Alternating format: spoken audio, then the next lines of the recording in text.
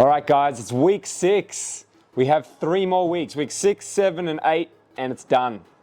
So take a second, look back, look how far you've come. You're doing really well.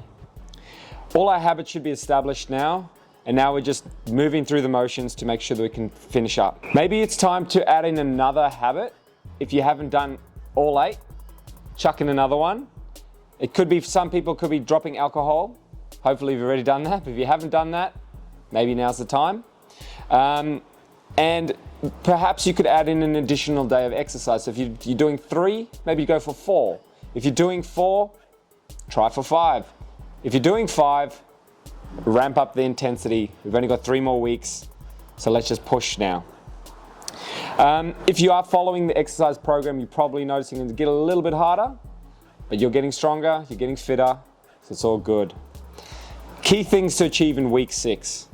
We want to stay on track and focus on the finish line. We're almost there. Keep doing what's working for you.